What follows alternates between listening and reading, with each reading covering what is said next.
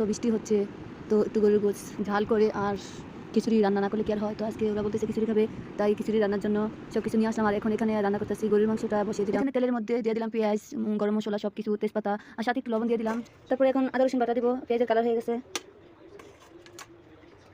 তো আরেকটু আদা রসুন বাটা দিব। এই তো আজকে কতদিন ধরে এত বৃষ্টি হচ্ছে, সব কিছু একদম প্যাক প্যাক হয়ে গেছে, রাস্তাঘাট নামা যায় না, বোরকা টোরকা সব নষ্ট হয়ে যায়। কি করবো, এখান থেকে আবার পরীক্ষা শুরু হয়ে গেছে বাচ্চাদের, সব কিছু মিলিয়ে সমস্যা হচ্ছে। তারপরে তো আমার এক এক করে সব কিছু দেওয়া হয়ে গেছে। তো আমি এখন কিছুক্ষণ নাড়াচাড়া করবো। এখন আমি গরুর মাংসের মশলাটা দিব, 2 চামচ দিলাম। এখন শুধু জিরা গুঁড়া রয়েছে, আর ওই জিরাটা আমি বাসায় তেলে তারপরে ব্লেন্ডার করছি, ওটা আমি ওঠানোর আগে দিয়ে দিব। ওটাতে অনেক গ্রান থাকবে, গরুর মাংসটা খেতেও ভালো লাগবে। তো এই তো আমার মশলাটা আমি তেলের মধ্যে অনেকক্ষণ যাবত ভাজবো, ভেজে তারপরে তেলটা যতক্ষণ না তেলের মশলার উপরে তেল না ভাসছে, তারপরে মধ্যে একটু ঝাল ঝাল হলেই তো কি সুন্দর কালার হচ্ছে। আস্তে আস্তে মশলা অনেক লাল, কিন্তু আরও বেশি সুন্দর লাগছে। এখানে একটু হালকা হয়ে গেছে, ক্যামেরার মধ্যে তেমন বোঝা যায় না, কিন্তু বাস্তবে এভাবে অনেক লাল হয়ে গেছে সুন্দর, কারণ মরিচের গুঁড়া বেশি দিচ্ছি এই জন্য। এই তো আমি মশলাটা হয়ে গেছে, আর এখন মাংসটা ঢেলে দিলাম। তো অনেক ঝাল ঝাল খেতেই ভালো লাগে আর কি। তো আমি মশলার মধ্যে অনেকক্ষণ যাবত কষাবো, তারপরে গিয়ে আমি গরম পানি করে দেবো আর কি। তো এখন আমি ঢাকনা দিয়ে রেখে দিলাম। দেখেন কত জল উঠে গেছে, কষানোর মধ্যে জল উঠে গেছে অনেক। এভাবে আমি কিছুক্ষণ পর পর নাড়াচাড়া করবো, আবার ঢাকনা দিয়ে রেখে দিব।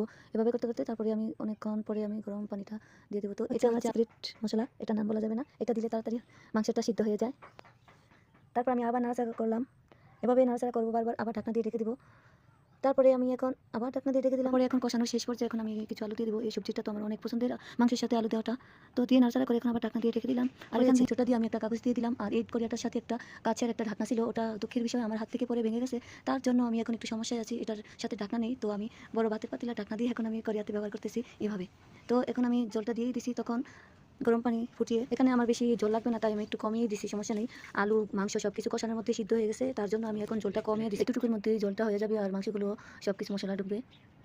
তো এই তো আমি এখন জিরার গুঁড়া দিলাম, এটা আমি বাসায় বানাইছি, অনেক গ্রান, তাই পরে দিলাম, উঠানোর আগে গ্রান হবে। তো আরও একটু দিছি। তারপর এখন আবার ভালো করে নাড়াচাড়া করবো, করে তারপর আবার একটু ঢাকনা দিয়ে রেখে দিব। তারপর আমি উঠিয়ে ঠান্ডা হলে আবার জল আরও শুকিয়ে যাবে। তারপরে তো হয়ে গেছে রান্নাটা আমার, এখন বাটিতে তুলে নিব। তারপর আমি এখন একটু রিভিউ দিব, আমি এভাবে খাইনি সচরাচর আগেই, এখন রিভিউ দেওয়ার জন্য একটু খাবো, তাও আবার এই যে হাঁটি সাথে মাংসটা আমার খুবই পছন্দের।